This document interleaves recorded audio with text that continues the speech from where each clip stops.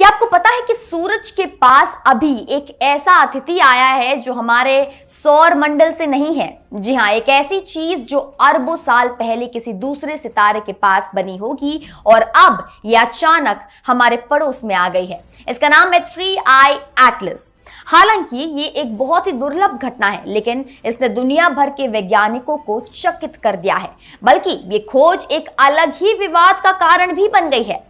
भारत के वैज्ञानिकों का दावा है कि उन्होंने इसे अमेरिका से पहले खोज लिया था। तो आइए इस पूरी कहानी को समझते हैं। सबसे पहले बात करते हैं कि 3I एटलस क्या है।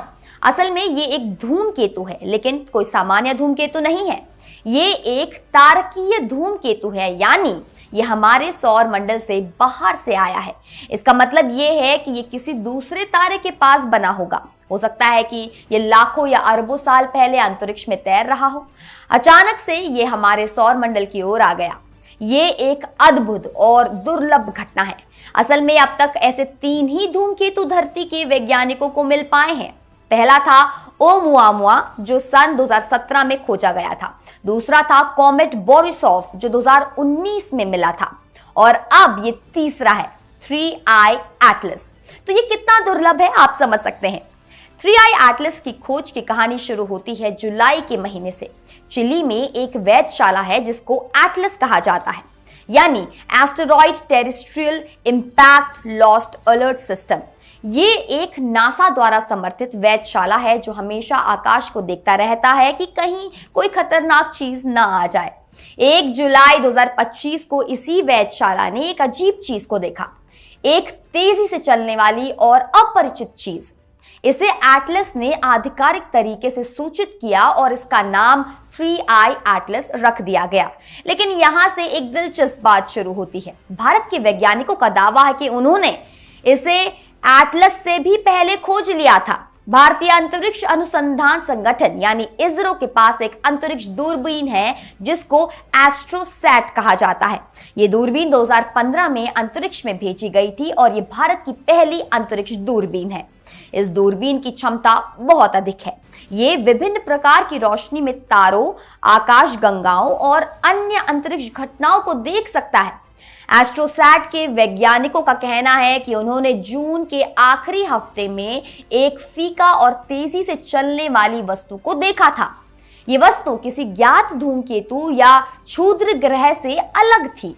भारतीय वैज्ञानिकों ने इस डेटा को सावधानीपूर्वक अध्ययन किया और उन्हें लगा कि ये शायद हमारे सौर मंडल से बाहर की कोई वस्तु है।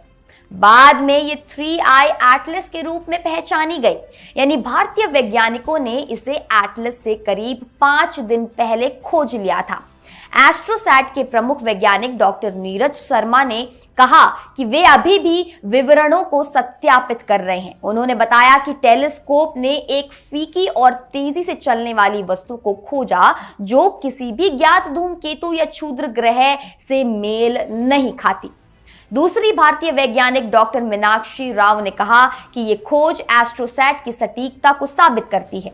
उन्होंने कहा कि एस्ट्रोसैट को दूर की चीजों को देखने के लिए डिजाइन किया गया था और ये इसकी सटीकता को साबित करता है। इसरो ने कहा है कि वो सभी लॉग्स को जून से देख रहे हैं और अंतर्राष्ट्रीय अवलोकन केंद्रों के साथ तुलना करने के बाद पूरा डेटा सार्वजनिक करेंगे। ये एक बहुत बड़ी बात है, क्योंकि यदि ये सच साबित हो जाए तो भारतीय खगोल विज्ञान के लिए ये एक बहुत बड़ी जीत होगी। लेकिन नासा इस मामले में खामोश है। अमेरिकी अंतरिक्ष एजेंसी ने यह स्पष्ट नहीं किया कि क्या उसने 3I एटलस को एटलस की घोषणा से पहले देखा था। ये चुप्पी कई सवाल खड़े कर रही है। विज्ञान की दुनिया में पारदर्शिता बहुत महत्वपूर्ण है। अगर किसी ने पहले कोई खोज की है तो उसे स्वीकार किया जाना चाहिए। लेकिन नासा की चुप्पी ने एक नई बहस को जन्म दिया है। कई वैज्ञानिकों का कहना है कि डेटा को सभी के साथ साझा किया जाना चाहिए ताकि सच्चाई सामने आ सके। अब बात करते हैं 3I एटलस की खासियतों के बारे में। ये धूमकेतु हमारे सौर मंडल के धूमकेतु से बिल्कुल अलग है। इसकी जो संरचना है रॉक, बर्फ और धातु से बनी है, लेकिन इसमें कुछ अलग विशेषताएं हैं। सबसे दिलचस्प बात यह है कि इस धूमकेतु की पूंछ में एक असामान्य विशेषता है जिसे एंटी टेल कहा जाता है।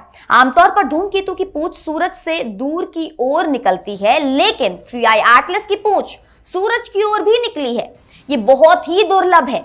हार्वर्ड विश्वविद्यालय के प्रसिद्ध वैज्ञानिक डॉक्टर अवी लोएब ने इसके बारे में विस्तार से बताया है। उन्होंने कहा कि सूरज की ओर निकली हुई ये जेट लगभग 9.5 लाख किलोमीटर तक फैली हुई है, जबकि सूरज से दूर की पूंछ को 2.85 लाख किलोमीटर तक फैली हुई है। ये बहुत ही विशाल है। इस धूमकेतु की सबसे बड़ी खासियत यह है कि इसमें कार्बन डाइऑक्साइड और पानी की बर्फ दोनों मौजूद हैं, लेकिन कार्बन डाइऑक्साइड की मात्रा बहुत अधिक है।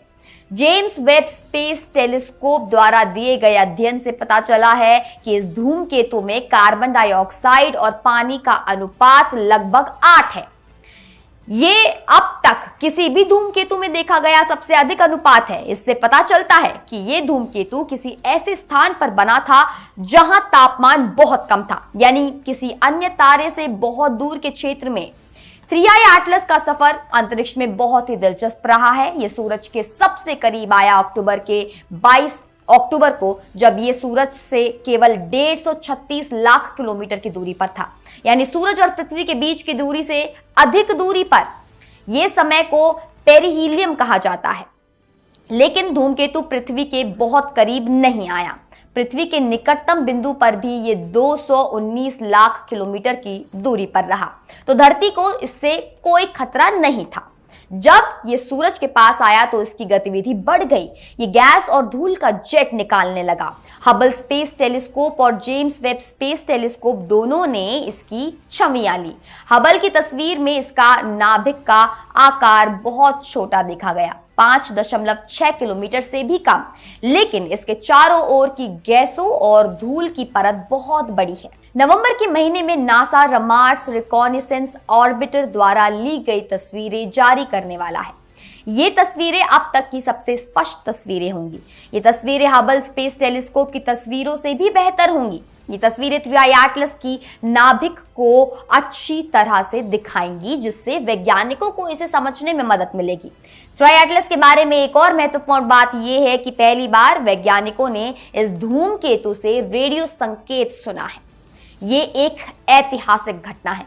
इस रेडियो संकेत से पता चलता है कि ये एक प्राकृतिक धूमकेतु है और कोई कृत्रिम चीज नहीं।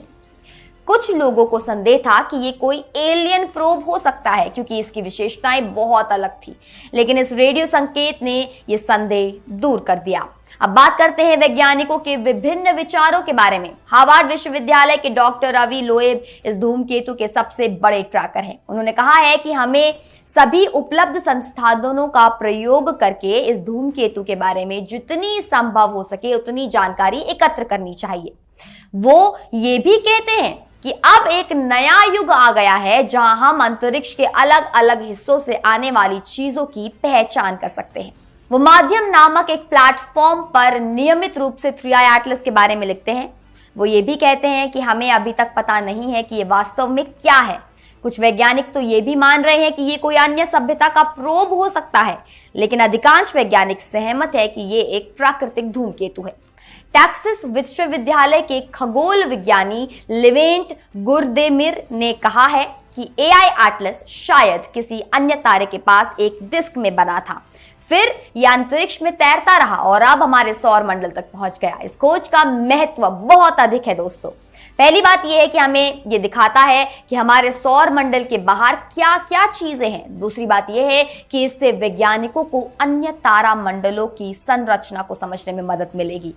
तीसरी बात यह है कि भारत के एस्ट्रोसैट की क्षमता को इससे विश्व स्तर पर मान्यता मिलेगी। यदि भारतीय वैज्ञानिकों का दावा सच साबित हो जाता है तो यह भारतीय खगोल विज्ञान के लिए एक ऐतिहासिक क्षण होगा। 3i एटलस का भविष्य बहुत दिलचस्प है। ये अब सूरज से दूर जाने लगा है। ये मंगल, शुक्र और बृहस्पति ग्रह के पास से गुजरेगा, लेकिन पृथ्वी के बहुत करीब नहीं आएगा। दिसंबर 2025 में ये पृथ्वी के करीब आएगा, लेकिन फिर भी बहुत दूर रहेगा। फिर यह हमारे सौर मंडल को छोड़कर फिर से अंतरिक्ष में चला जाएगा। वैज्ञानिक इसे देखते रहेंगे और इसके बारे में अधिक जानकारी एकत्र करते रहेंगे। ये खोज मनुष्य के लिए बहुत महत्वपूर्ण है, क्योंकि इससे हम समझ सकते हैं कि ब्रह्मांड कितना विशाल है। ये धूमकेतु अरबों किलोमीटर की दूरी से यात्रा करके हमारे पास आया है। ये एक संदेश है कि हमारा सौर मंडल ब्रह्मांड का केवल एक छोटा सा हिस्सा है। अन्य तारों के पास भी ऐसे ही धूमकेतु हो सकते हैं। ये हमें भी ये चीज बताता है कि विज्ञान कभी नहीं रुकता। हर दिन नई खोजें होती हैं और हम अपने ब्रह्मांड के बारे में अधिक सीखते हैं। भारत का योगदान इस खोज में बहुत महत्वपूर्ण है और ये साबित करता है कि भारत के वैज्ञानिकों की क्षमता विश्व स्तर की है।